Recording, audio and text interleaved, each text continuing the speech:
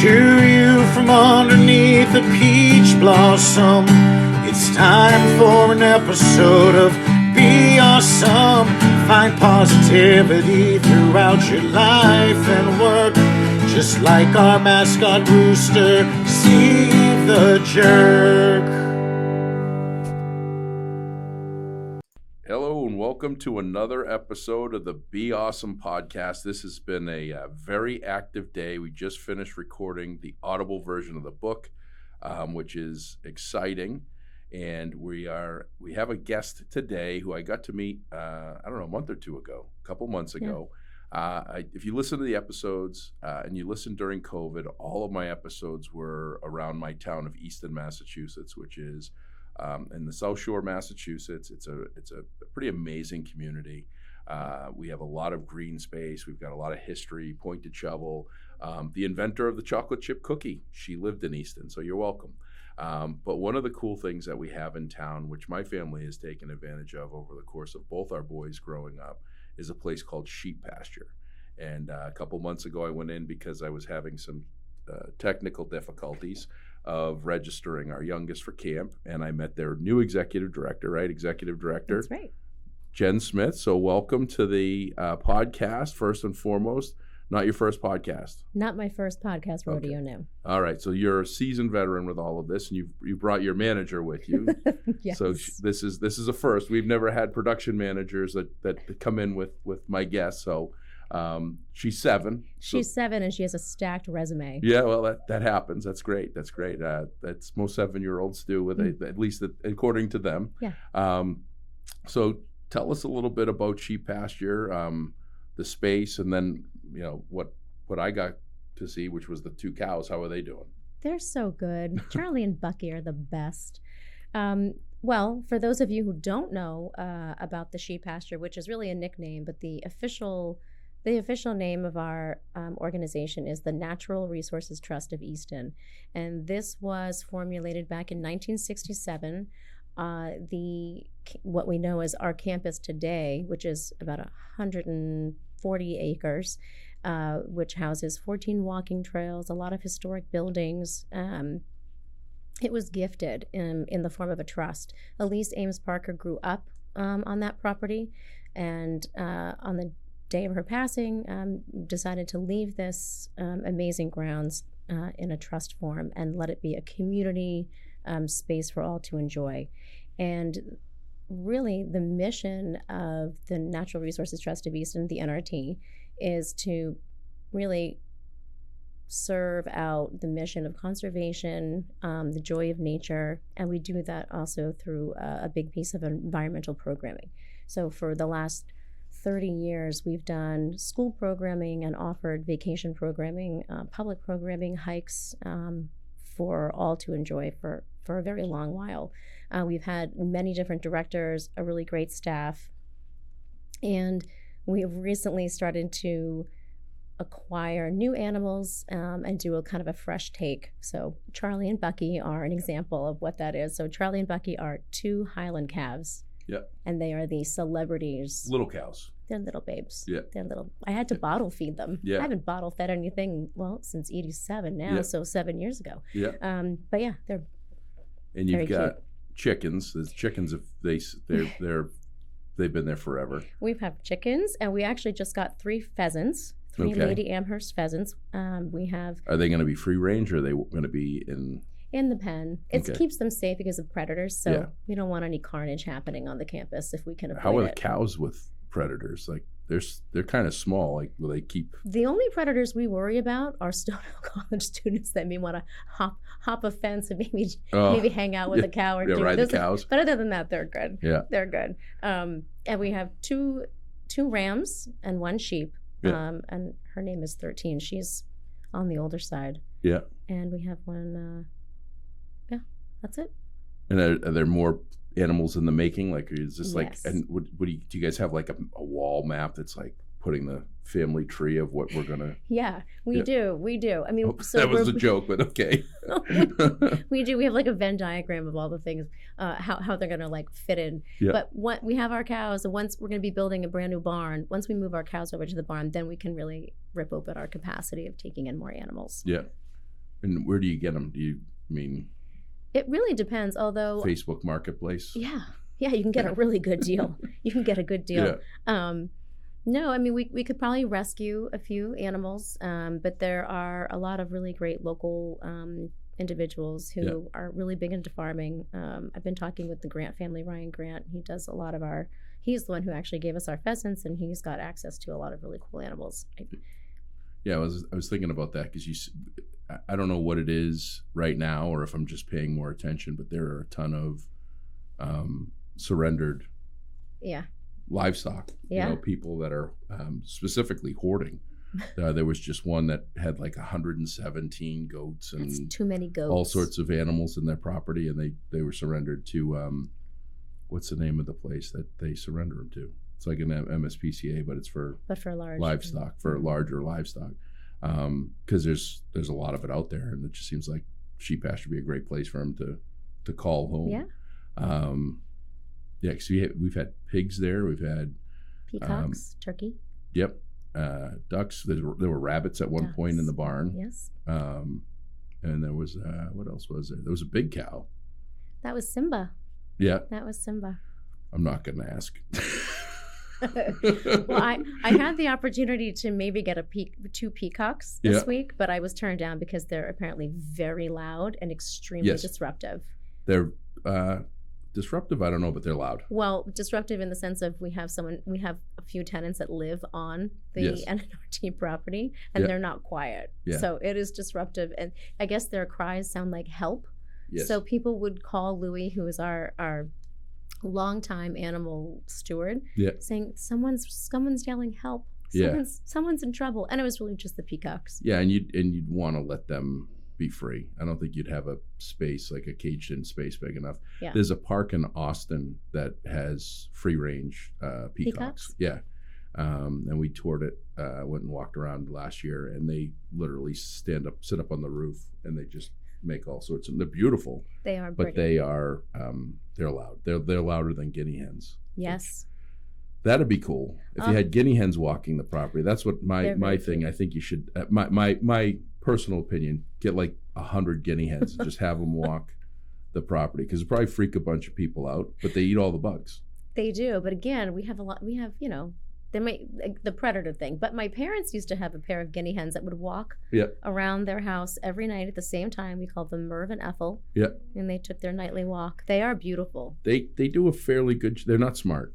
So sometimes pretty things are just not like smart. They've got one of the most beautiful bodies to a bird that you could ask for. I mean, it's just like they're just really cool looking, but they have these goofy looking small heads, and they eat 2.5 times their body weight every day. Sometimes I do that too. And very relatable. Yeah, but they're just not very smart at all. So we had one that they could very easily avoid predators, and it just flew right into it was in a fenced-in area, and a coyote was running around the pen, and it was perfectly safe inside. Instead, it just flew out and flew into the house, flew into the wall of the house, and then landed on the ground. And Igor, which is what we call all of them, they were just a bunch of Igors. He disappeared. He was no longer to be seen. He flew away somewhere. It's natural selection. Yeah, that's what you call it. But they're cool. Yeah. And they'd be cool to just see walking around randomly, just picking up, like I say, picking up the bugs. So how did you get there? Because we were just talking before, you worked at Haynes. We just found that out. You were at Haynes when I did my first speaking gig there for Be Awesome. Before that, you worked at Will Work, Small World. So very much construction focused. Now you're in sustainable, conservative nonprofit work. Yeah, and nonprofit, right? Yeah. Fundraising, yeah. It's a weird trajectory. I was a preschool teacher for many years. When I moved to Easton, that was my main profession. I loved it. And when I was ready to, my 2 older boys were starting to get older. I wanted to maybe venture into something a little different. A friend of mine who was a neighbor at the time said, "Oh, we need some help over at Woolwork.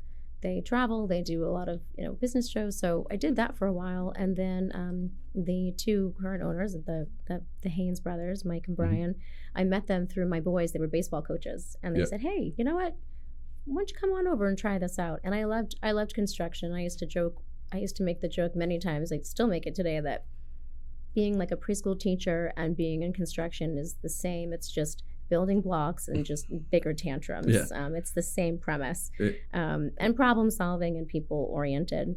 But during my time in the construction industry, which I was there for quite a while, I really became passionate about workplace diversity, equitable opportunities, empowering especially young women in that field. And so a lot of my side work, a lot of my passions were doing a lot of work with organizations, working with technical schools, finding mentors, supporting, uplifting. And so that became at one point more meaningful than the work I was doing. Mm-hmm. And so I started to maybe lean into the idea of doing something in a nonprofit space full time. Mm-hmm.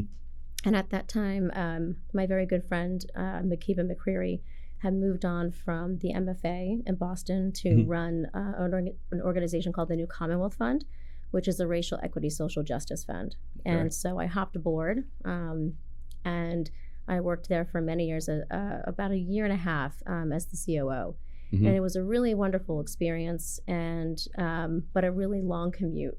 So for any working parent, knowing that balance, it was. So you're going into Boston every day. I was going into Boston every day, right into Roxbury, and so this opportunity at the NRT kind of opened itself up, and I knew the president of the board. I said, hey, what about this opportunity? Do you have someone pegged for it? He's like, really, Jen, we need someone with like education, construction, nonprofit experience. Like, I don't know if you're interested. And I was like, oh, I think I might try out for it. Yeah. So in hindsight, all of the crazy things that I've done over the last few years really kind of formulated into being a really great fit. But I love the NRT. The NRT is what made me want to move to Easton many years ago. So this is a good first full circle moment. And so how long have you been there? I've been there since October. So not even, just shy under a year. So, yeah.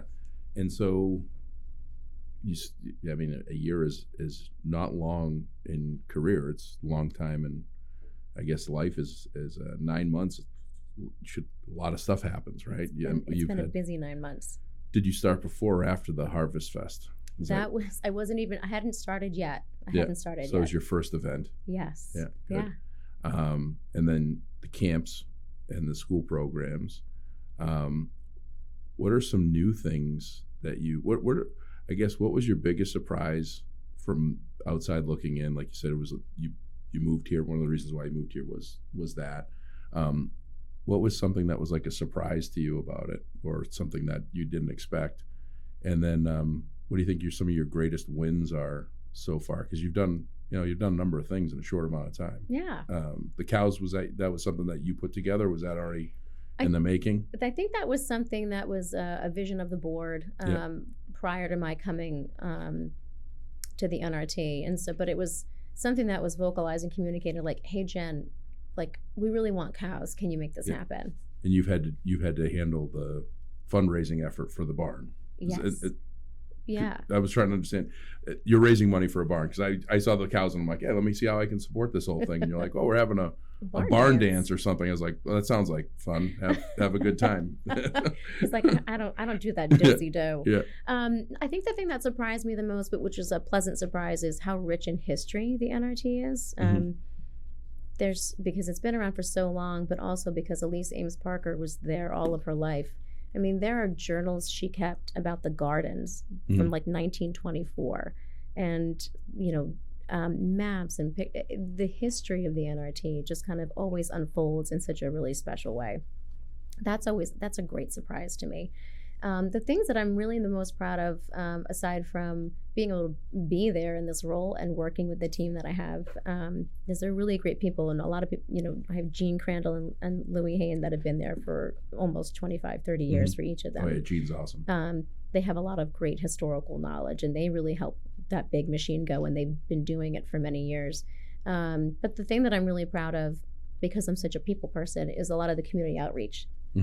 That I think has been done, that really the NRT has kind of been dormant in that lane for a long time. So we're making a lot of outreach to the museum, the library, working with... You're doing ECAT Day, right? So yeah, the advocacy, the ECAT, just the outreach and partnership is really, I'm proud. Yeah. And getting new animals, getting things done that I think haven't been done in a long time in a new way. The way that we operate as an internal, like our internal infrastructure, getting things like QuickBooks, getting a .org email, new logo. Yeah. Yeah. What was that? That's a new logo. It's a new pretty logo. Oh. Our marketing, our website, just Yeah. a refresh, just a big refresh. The 2.0. the new place for people to log in and register their names and put their kid for camp. That's and right. If you can remember and do it on time, and do it on time. Well, I mean, I think Not that's like me. I think that speaks volumes as far as you as an executive director, because your program director should be in camp right now,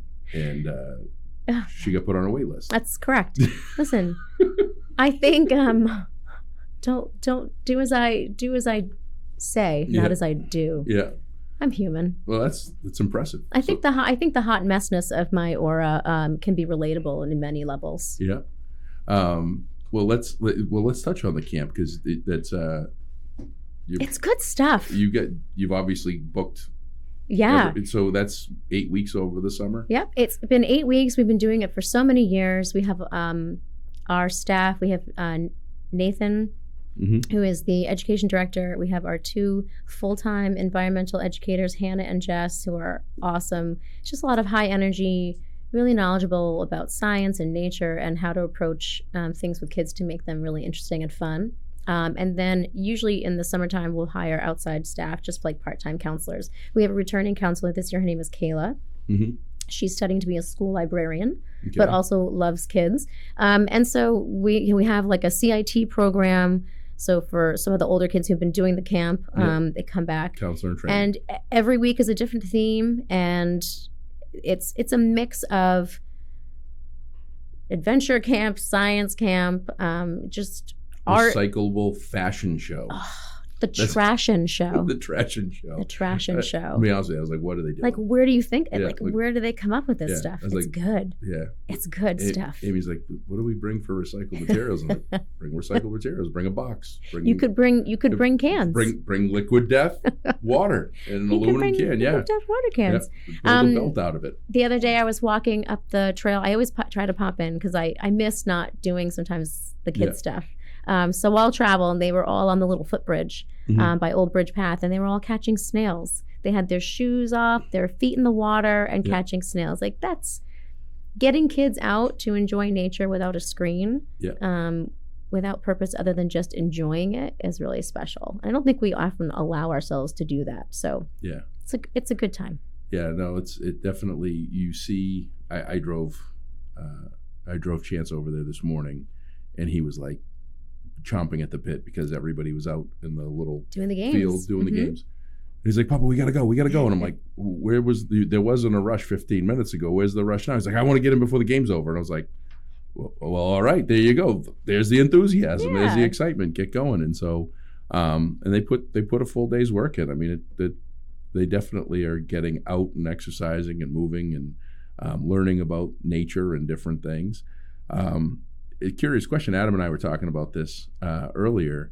Is there any thought? I know that there is the community gardens over by Morrow Hall. Has there ever been any thought in actually making it, like, is it possible to make it some form of a working farm to help educate kids even further in growing produce or pumpkins or something? I mean, because it's across the street. Langwater's I think that's Langwater that's got all the land across the street that they're growing stuff, right? Well, down the road, and actually, Stonehill has a farm as well, a working farm. Where's that?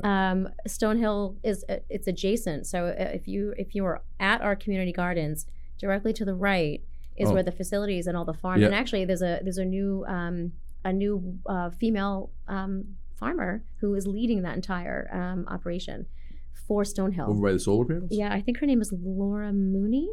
She was a professor of agriculture at Stonehill and then took this job on. So I actually reached out to her in the hopes to learn and collaborate and understand how maybe we can partner. So again, just with that lens of, here's some good work that's being done, and I love that we have a big wig female farmer right next to us, and how we can partner and run programming that we can kind of elevate what we're doing with our gardens. Yeah, no, I just think it'd be cool. I think that that was just one of the I things. think they did have a garden. The NRT, for the first time in a long time, we actually have a plot in the community gardens for the summer campers. So we are doing some of it this summer. See that? I'm already on it. You're already there. You got it. It's already in. Just be quiet, Joe. You and Adam go back to reading Just books. keep being awesome. Yeah. What year was the mansion fire? Because you said 1924 was when she passed away. No, she passed. No, that was the journal that she kept. Oh, okay. It was noted. I don't know when the mansion fire was. Ooh, you got me. Who's got Google? Oh, there we go. I got it right here. That's why I got my she computer. passed. She passed in. It had to have been in the late 1960s. Okay. Because that's when the trust was formulated. Yeah. Let's see. That's 2025. We don't want that one. My assistant is climbing the walls. Yeah. If you can hear that. I gotta figure out what my search engine, what my search is gonna do. Maybe I have to chat GPT this thing. 1893. Thank you, Reddit. Big mansion fire. You know what we did? Yeah. There's the footbridge, the bridge that we have off of one of our paths, was engineered so that a fire truck could actually drive through it and drive over it in the event The that one there down was a by the major potato fire. cellar. Yes. Yeah. I've noticed that the space underneath the gates of the potato cellar have gotten. They also had predators. Oh, it's not kids going in there. That's Stonehill College out. predators. Sorry, Yeah, if it's I not was gonna Stonehill say. College, sorry, that's not a bad rap. Just Yeah. anyone who's looking for a place to hang out that Yeah. probably shouldn't be there. Like it's 10 o'clock. Do you know where your children are? And Yeah. hopefully they're not at the NRT cellar. Yeah. So Yep. it is gated. It's still there to show like. I don't think what it it was was. gated when we were kids. Probably not. Maybe And- are you the reason why it's gated? It might be. Yeah, it might be. Yeah, well, we went down there. It was June 19th. I can remember it was the date that was because there was a Juneteenth get together in the, I don't even know what you call that, the covered pavilion. Oh, yeah. Is that what it's called? Yeah. Okay, yeah. And so we walked down there because Chance wanted to show us the water, and I was like, man, I could probably fit under that thing. Somebody's dug out pretty good because it used to be yeah. So yeah, And then there's there's actually a really cool. There's That's all right. a really cool potting garden shed on the rhododendron trail, like a nice Oh, yeah, really yeah, old yeah. building. yeah. I'm sorry. Yeah, that doesn't look like something I would want to go into. It's like creepy. No. The potato sellers are kind It of creepy too. could be a scene for a movie. Oh yeah, yeah. Wow, Um, for a movie. Yeah, the potato cellar, for those of you that don't know, is it's basically just a cave. It's like a dugout space that stays. It's cool even in the hottest of days, just underground, and it's on the property. But there was a, okay, so it was built in 1893, 1894 as a country home of Oliver Ames II and his wife Elise Seated. By early 1890s land purchase. Frederick Law Olmsted, famed landscape architect, designed the grounds. The estate featured a horseshoe driveway, terraces, a diverse plant palette. The house the foundation is still there, and Yes. the foundation is massive. So this place was huge. It was a very large estate, and they had the gatehouse, which is still present now. That's the building that it's like a house that you see on Main Street. That was the gatehouse. Yeah. And it says, I don't know if they get the right estate here or not, because this one says that it was remained in the Ames family until Lisa Ames Parker's death in 1945. The vacant mansion was vandalized and demolished in 1946. Yeah. No, there was a fire there. Maybe That one was fire. There was a fire here. Maybe I was talking about a different mansion. There's a lot of mansions, a lot of Easton mansions. it's a lot of Ames. 1852 was the fire. Oh. Period when Ames shaped Easton through industrial innovation, architecture, and philanthropy from shovel works. Established post-1852 fire to public buildings. Now, how did you know there was a fire? How did you learn about the NRT? Like, what was that present like for you? Like, what was your experience for school programming for the NRT when you were younger, growing up in Easton? Middle school used to be on Lincoln Street. Yep. And I believe we walked to sheep pasture. And Mr. Hill, who was my 6th grade teacher, was like a town historian. And so they walked us around and told us about, what the property was. Stonehill College was originally one of the Ames airport. It was an airport originally until that Ames flew into Blue Hills, and then that turned into Stonehill College. Okay. And I don't know if any of it's true or not because I didn't read a book. I just listened to teachers tell me the stuff, and my ADD kind of trailed in and out. So it could have not been an airport. It could have been a train station for all I know, but that's what I was told. It was? Yeah. Okay, Really? there I am. I'm right. So then the mansion was a fire. That I don't know. I'm telling you, I know it was a fire. I know. I don't care. ChatGPT is wrong. I found its first mistake. I'm gonna rechange my question. Sheep, pasture. This is great that we have AI to help us be wrong. NRT.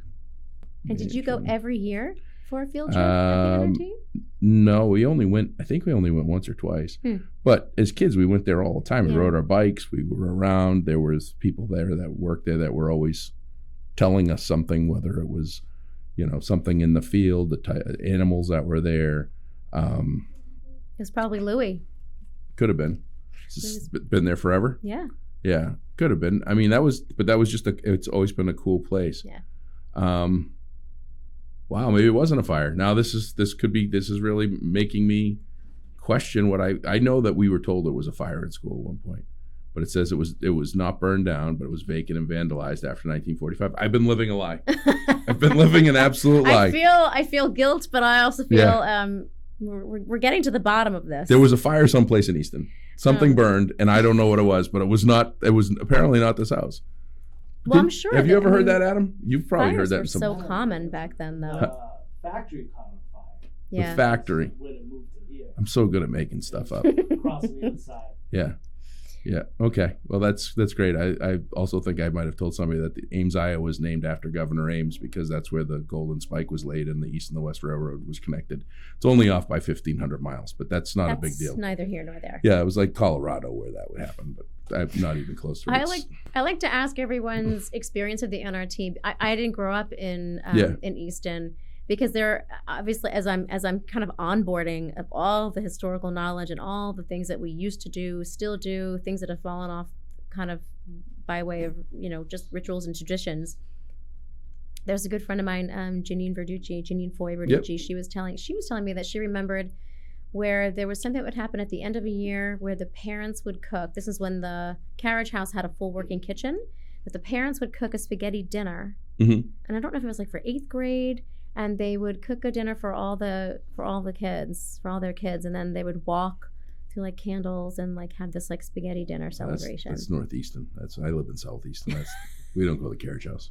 Oh, it's a cool place. Went there after 21. Hang out in the basement for the Buckley band. Story for another day. I don't think I ever did the spaghetti dinner, but no, the sheep pasture. I want to say we did in the 6th grade, and it was just 1 year. We did Borderland, so we did the mansion tour.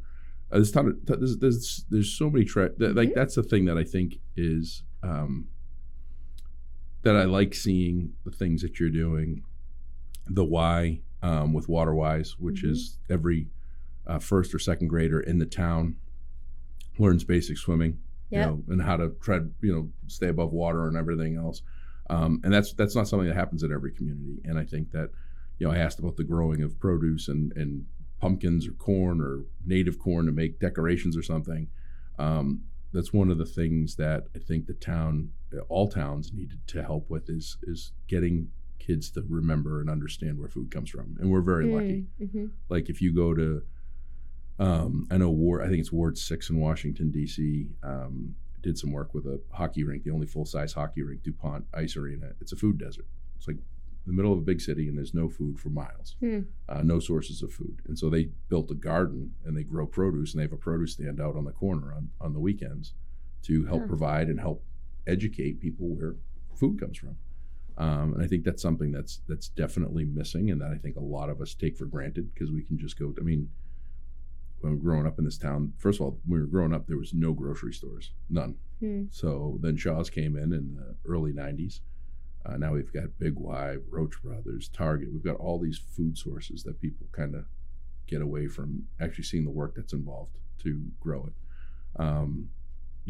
This is old. It's 10 years old. So, but my oldest was in the 1st grade at center school, and they did a pumpkin growing contest.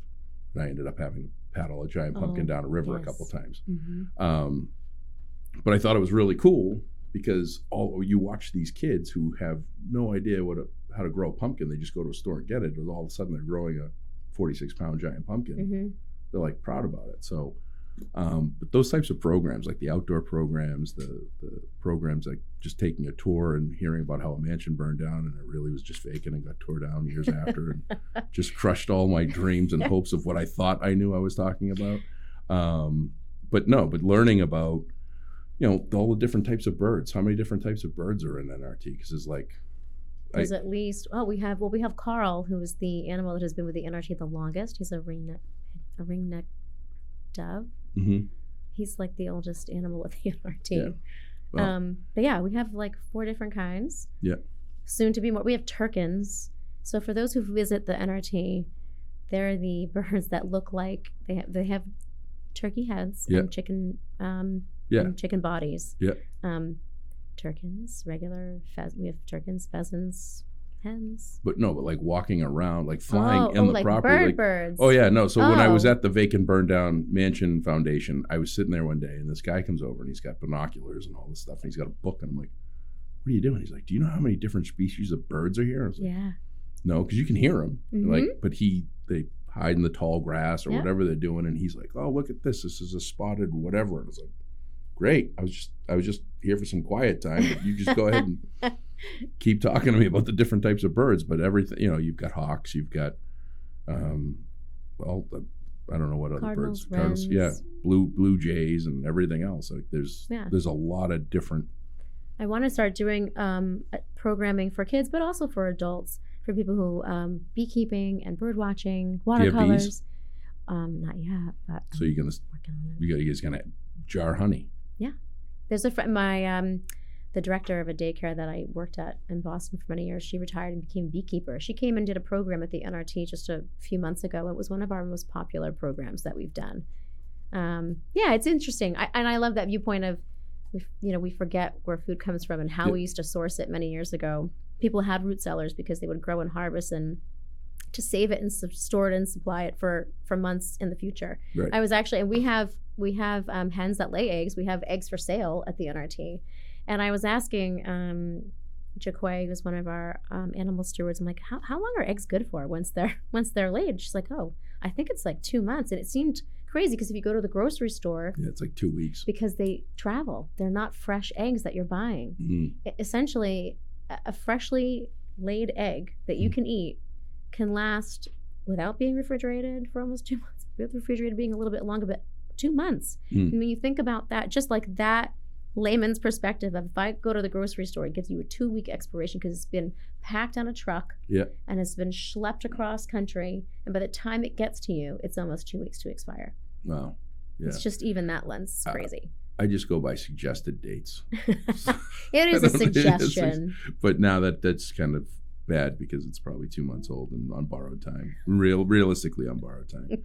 So our oldest, who's 18, we would bring the sheep pasture almost every day. And so then we ended up we're the furthest house away from sheep pasture that you could be in this entire town. Legitimately, there's nobody further away. There's one person, the DeCenzos. That's the only people further away than we are. They like hold tight right at the border of the town. So, but we used to go like just about every day with Danny, and we'd go and look at the animals and hang out and walk the grounds there. And we're like, we live in the woods. We could probably have like a little south side sheep pasture. So we ended up with goats and chickens and guinea hens and roosters and all sorts of stuff. Our chickens have never. We got like a chicken condo. Oh, like high style. Yeah, it like holds like 30 chickens, and we've never had more than like 8. So they had all sorts of space in there, and little nesting pods and everything else. Probably had some relaxing music for them to lay their eggs in there. They never laid eggs in the. They never laid eggs. They laid eggs, but not. We'd find just piles of like 50 eggs in a makeshift nest in the woods or something. They sure showed you. We never ate a single egg. What? Yeah, never. Nope.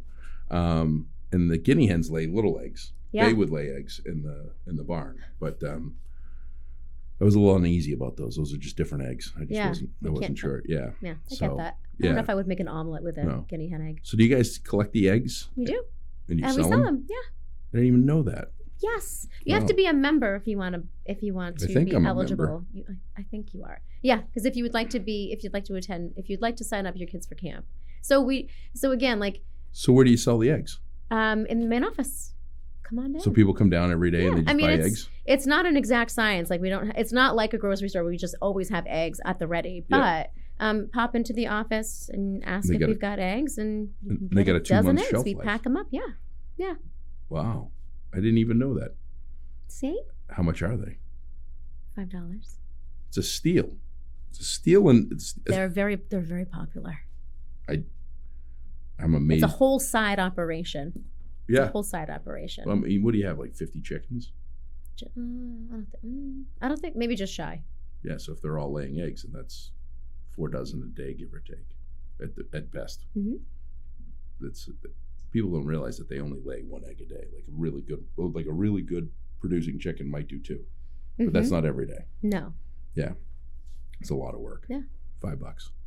Yeah, so I'm trying to, again, like the whole the nonprofit piece. Like people, I think sometimes make assumptions about the NRT and where we get our funding from, but it is essentially it's a nonprofit, and our programming works to sustain us. Our fundraising, like the Harvest Fair, which is probably one of the most notable event that we do, is one of our biggest generators of fundraising. Yeah. The barn dance we just kind of came up with because I just like a good time. How did that something go? Fun. It was great. We sold out our tickets that we wanted. We had a great band. Yeah. It was fun to use the barn in a different way that we haven't used it before. We had a beer garden out to the right, a live band. We gave hay rides all around. It was a really great night. So I think we're gonna keep it going. Our camps, our memberships, they all kind of help sustain us. Do you still rent the barn for like birthday parties and stuff? We don't rent the barn, but we do rent the carriage house, the pavilion, and we just renovated the Parker Grant Room, which is the building right next to the carriage house. It was called the Parker Room Forever. Then, which is where the kids get picked up from camp? That's the carriage house that you rent. That's where we had a birthday because party. not every building has bathrooms. Like our buildings are antiquated; they're old. So you get usually porta for potties. like events, we have and we have them. Yeah. But there's the barn is our special thing, yeah. So we don't usually rent that was the most. So Danny came with me to pick up Chance yesterday, and so Danny went to that camp from when he could 7, I guess, until he couldn't until I guess 14 or 15. Mm-hmm. And that was his big notice yesterday. He's like, "Oh, they moved the porta potties." And I was like, "What?" So yeah, they moved the porta potties. It's like I didn't notice. I don't know that I've ever used the porta potties, but I'm glad we also have a Clivus toilet, which is a compostable toilet that Lee Avery Williams donated to the NRT a few years ago. So it's a beautiful facility, and it's right across from the barn. It's a Clivus compostable toilet. I haven't seen it. Yeah. Is it like it's enclosed? It's like an outhouse? Yeah. Wow. Yeah, it's very cool. Well, I guess I'll have to save up for a trip. I feel like it's a little bit of it's a step up from a regular porta potty. Yeah. What are you doing? Where are you going? I think I'm going to go stop by sheep pasture and try out the compostable toilet. It's also lovingly known as Lee's Reading Room. Oh, got it. There's a little sign up there. When did he donate? I mean, he passed away. I want to say. What, he just passed away 4 or 5 years ago? It was probably around that. Yeah. Well. I never even knew. I had to Google. I worked there. I didn't even know what a Clivus toilet was. I don't either. And now I know. You don't have to move it. No. Huh. Nope. Because most of those outhouse things, you have to. No, this is like a whole. I mean, I guess you could, but we don't have to. It has a little ramp. It's ADA accessible. Wow. It's very cool. This whole thing just took a complete turn for.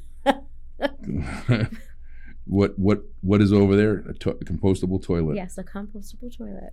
That's I was just very eco-friendly. I was just in Alaska last week, and there's a lot of outhouses and.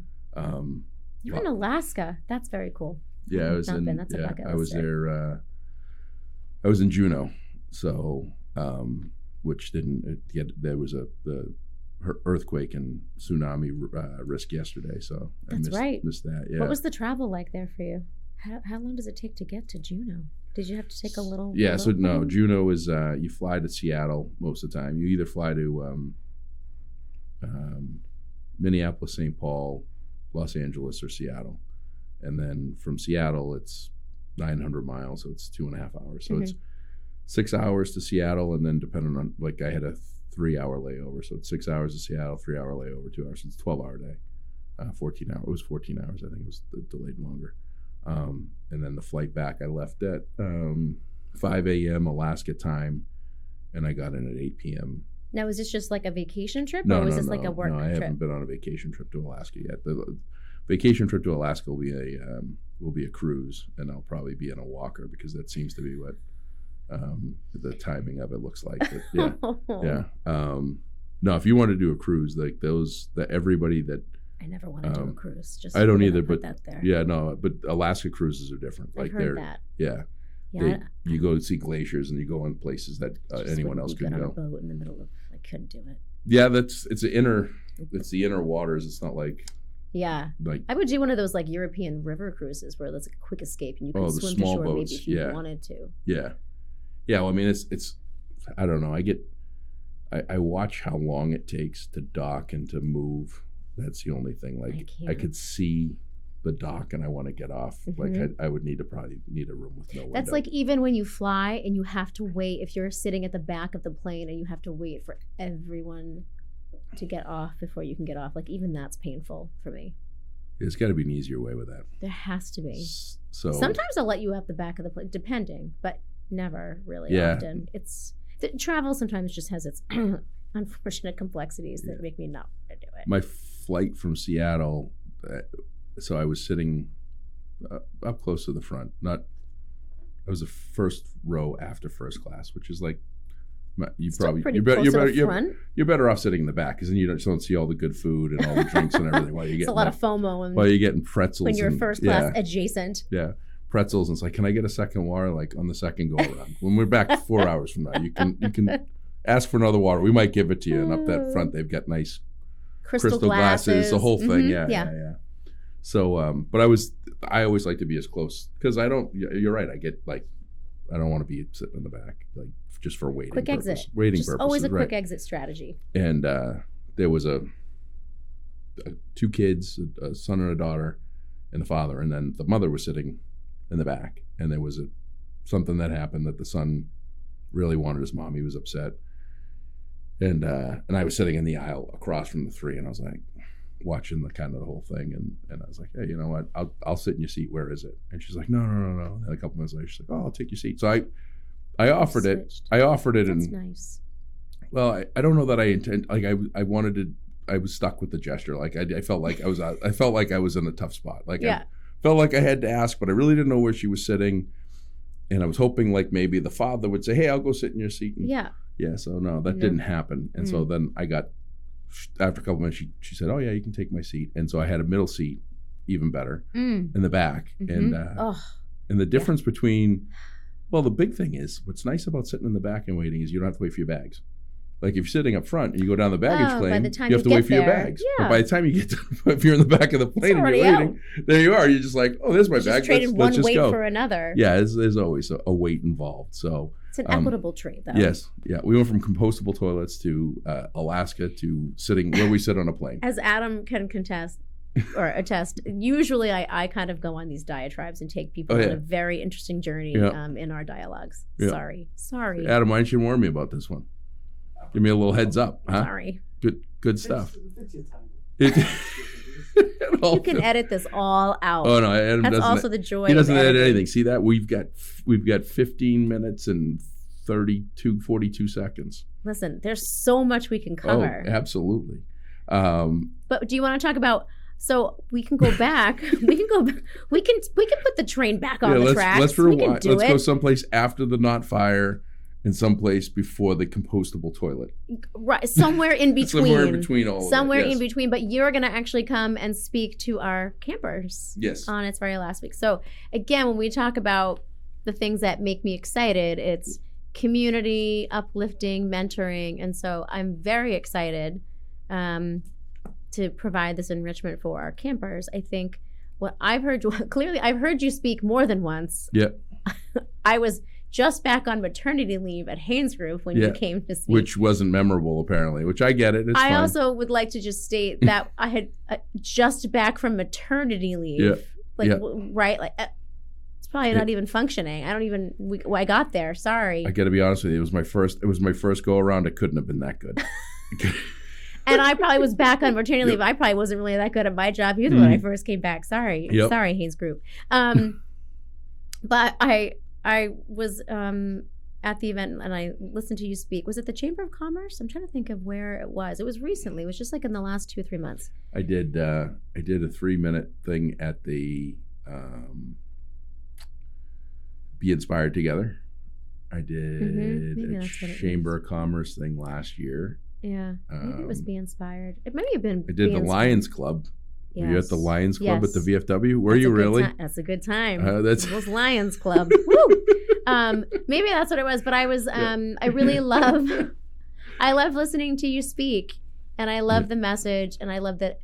I think, no matter what I do in life, as long as it's genuine, it's always well received. And I feel like that's kind of the lane that you live in. It's always very genuine. And so I was like, oh, if you do like kid things and motivational speaking, I think you should come and talk to our campers. So do you know what you're going to say and how you planned it out? No, I'm going to probably have your program manager now that I know. My assistant. Your assistant. She's on the wait list. Literally climbing the walls before. Well, I don't blame her. I mean, Adam made this room like a jungle gym. I climb around the wall myself.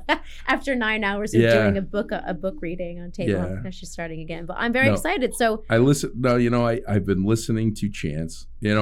So first of all, I don't talk to kids much. I talk to them on interesting requests. So I did a summer camp at Stonehill for I gotta remember what the camp was called, but it was like music and it's dance. It's not like the camp like NRT's camp. It's arts and theater.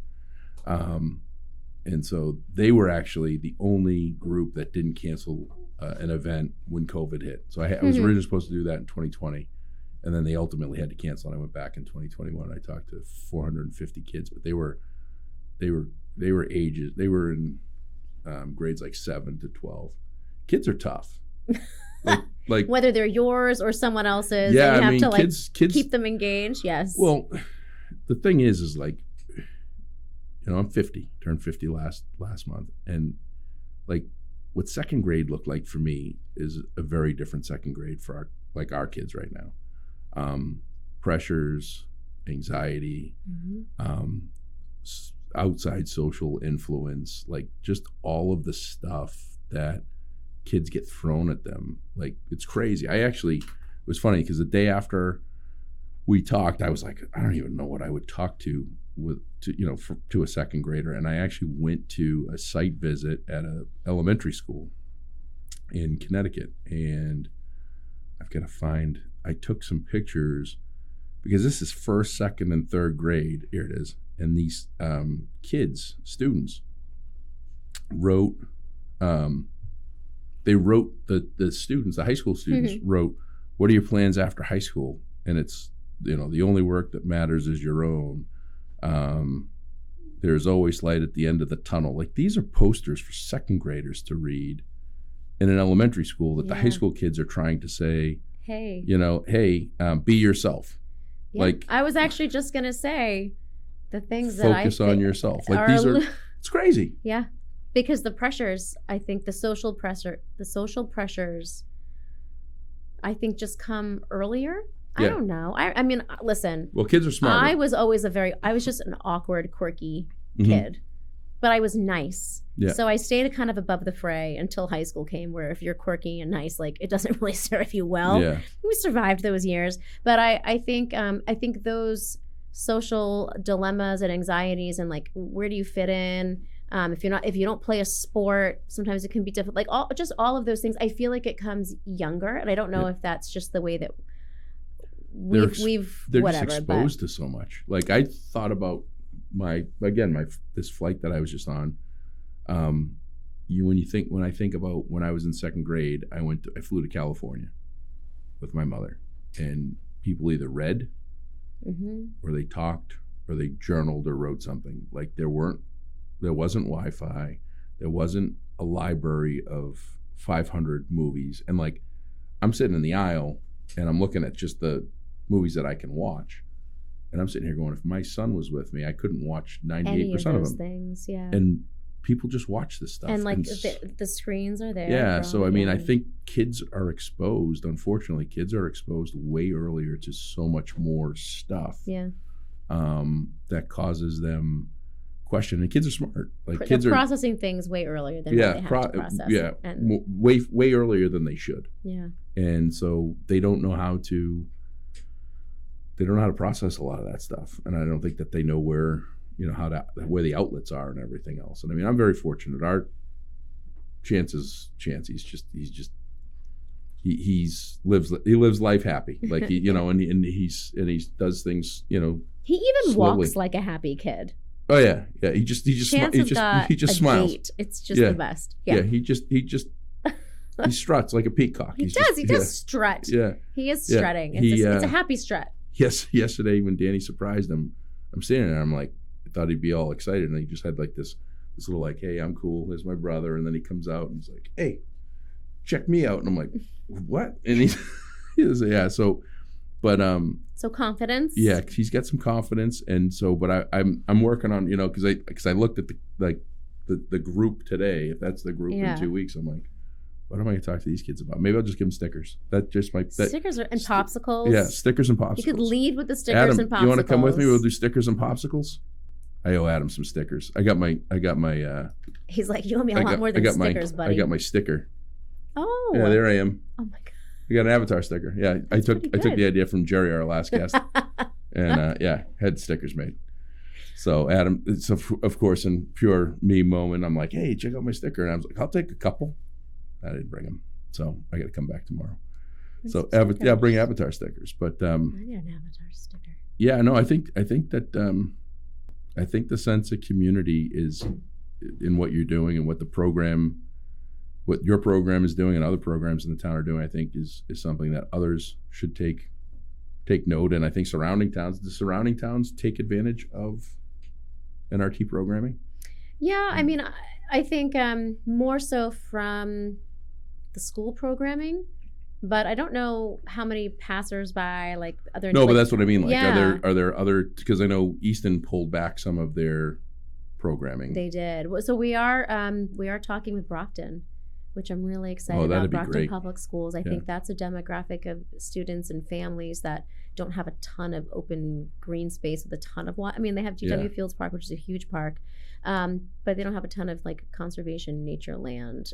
So that's something that's happening, and I think the more we offer and engage and try to trickle out into the neighboring communities, Norton, Mansfield, Brockton, I don't know who else, Stoughton, to get other families to come. So there's some people that don't even know that we're here to even just take a walk. Well, you just named a bunch of towns, and other than Sharon being part of Borderland, because it's called Borderland because it borders 3 towns, 4 towns. None of those towns and city. Well, I mean, I guess kind of DW Fields Park is a large park in Brockton, but that doesn't have programming. It's just a park. I think that's Sheep Pasture is that you guys are like the only game in town that has actual programming and has everything set up for. Have you looked at where the closest one is? Mm-hmm. Yeah. I mean, Borderland does do programming, but they don't do to the extent that we have. But it is something that we're working on to really extend the reach. Yeah. Again, that equitable. Yeah. I mean, Blue Hills program is probably the closest. Yeah, I think so. Something. Yep. Because we also have animals, and that's also another feature that not a ton of other. So there's a lot of parks that have programs, but ours is it's a very specific lane. Yeah. We do a lot of cool stuff. A lot of lanes. Yeah, we do a lot of cool stuff. Yeah. No, that's great. So if you haven't been, Sheep Pasture NRT, join. Come on, go in the entrance. Don't go in the exit, and don't exit out the entrance. That's like the number one thing I think that is like probably a pet peeve, but also like you have to understand like those people like for the longest time you could go in either entrance, and now you guys have signs. And yesterday this guy almost came in like he came in hot into the exit and almost hit me, and then he did. I was just kidding. Did like a U-turn and spun around, but felt like really dumb. And then I'm sitting there going like, I'm feeling like a jerk for getting mad, but he almost hit me. So I think we need a bigger exit sign. That might Okay. be something to We could do that. look for a grant. Just get a big do not enter It's here. really only for camp that we do it. We only do it that way for See, I camp. just got into the routine that's what you're supposed to do. I will say the other. So yes, always. Suggestion box Yeah. noted. Yeah. We are getting new signs. We're getting new signage. Maybe I'll do Yeah. a big one for enter and exit. We do it specifically for camp because it's a steady stream of traffic. Right. Well, Well, the road's not wide enough for both ways. No, and I feel like the entrance, the 261 entrance, the one that's further away from like Corfinio's Plaza, making a left out of that. If you're taking that as an exit, it's a tough left. It's a tough left. I recommend to all take the 307 exit. So that's probably where the critical breakdown in communication, where people are doing what I don't believe they should be doing. They're going out the entrance. Yeah, I got it. Okay. Better signage. Boom. Yeah. I'm on it. Widen it. Oh, just hit the microphone. That's the first. Widen it. Widen the entrance exit. I guess. I don't know. It's funny. It's like gridlock. One person goes in the wrong way, and then we're just in trouble. Yeah, it's just a huge mix up. So, as we close, we've got the NRT Harvest Festival is in October. Sunday, October 5th. Okay. October. We're 5th. having new entertainment this year. New things. Okay. We're doing a juggler unicycle. We're doing a new band. But this is a big thing. This is all sorts of crafts and big craft vendors, food trucks. I had to throw. I have been to it. I told Adam I don't think I've ever been to it. I'm not a big crowds. Groups. Okay. So, forgiven. Yes. But I feel like you can do something. I went once. Yeah, I went. So I went. I think I went once a long time ago. But there's a lot of people. There's a lot going on. Yes. There's crafts. There's tents. It's there's like vendors. your quintessential fall festival. So that's October 5th. Yep. And what date is ECAT Day? Oh yeah. October 19th. That's gonna be at the NRT. And so and Adam's telling me that there's going to be, fill me in, Adam, entertainment. There's going to be. Are you singing? Food trucks. No, I told him I'd do live podcasts right from the parking lot. Live from the NRT. And he's like, no, I don't want to be doing that. From the foundation where the fire didn't happen. He's got lots of other stuff. He's trying to talk me into a tiger costume. That's what we're talking about. I did see that. I saw it in the office. Getting the ECAT tiger costume. So that's October 19th. There's no camp space. Nobody can register for camp still. No, we were waitlisted. You got to get in early. Waitlisted. So. Even next for year, the summer, like the February vacation, April vacation, winter vacation, you gotta get on that early. And they got to get a membership because that's something that you didn't. I don't think you had to have a membership to go to the camps. That was like an option. Yeah. But now you have to have a membership, which I think is good. And what is a membership? Families 75, individuals 45, and then we do discounted rates for seniors, military students for 35. And one of the perks used to be you could park in front of that barn. That was members only, but I don't see the members only sign anymore. Is that gone? Oh, yeah. No more exclusive. There's no members only jacket. There's no magical sticker that we have to have in the inside window. Although we did get new bumper stickers, and there's some really cute ones. I'll use that as my parking pass. Okay. Imaginary. I'll allow it. So how do people get a hold of getting their membership or asking questions or learning about programs? Where do they go? What do they do? Who do they call? They can go to the website. nrtofeaston.org. And that's it houses all of those contacts, questions. You can sign up for events, sign up for a membership. I have an open office policy, so if you pop into the NRT campus, I'm always there. I'm there pretty much every day. Come on into the office and I can help take care of what you need. And then you can also send an email to info@nrtofeaston.org. And you're a nonprofit, so you can go to you can go and make a donation if you'd like and support the cause. Whether you want to be a Diamond Leaf supporter for $5,000 or a custom amount, so whatever you want. Every dollar counts because it goes to great programming for the town and helps continue to grow this to give for future generations. And if you've learned one thing from this podcast that is about me, is that I now know that the mansion did not catch on fire. So that's my day. And we've unraveled some truths today. Yes, we've unraveled some truths. The Borderland State Park mansion that still stands is made of stone because they were worried about it catching fire. They knew. That I know it was that I know to be true. Fires were a thing. Yes, yeah. So I definitely messed up on that one.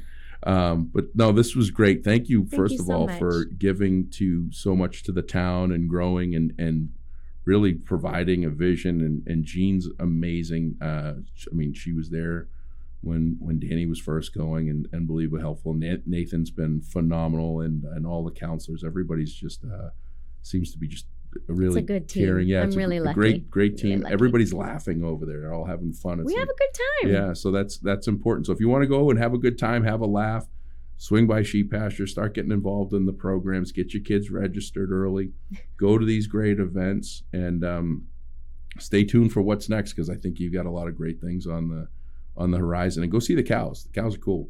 But just don't try to hop over the fence and ride them, because it's going to be a problem. We right? deter that. Yeah, we deter it. So that'll do it from us here. As I said in the beginning, the Audible has finished. We are actually going to do chop up chapters where if you read the book and you liked it, or even if you didn't like it, and you want to be a part of the Audible, we're going to actually do what's called a chapter chop up, which is after, I don't know if it's going to be all of them, but over a series of the chapters, we're going to have people that were in the book or people that read the book and got something out of it to share their thoughts, insight, ideas, ask me questions. If you want to purchase the book for a group of your leaders, I'm doing complimentary 1 hour Zoom, or if you're close enough, or if I'm in the area, I'll even come and sit with you.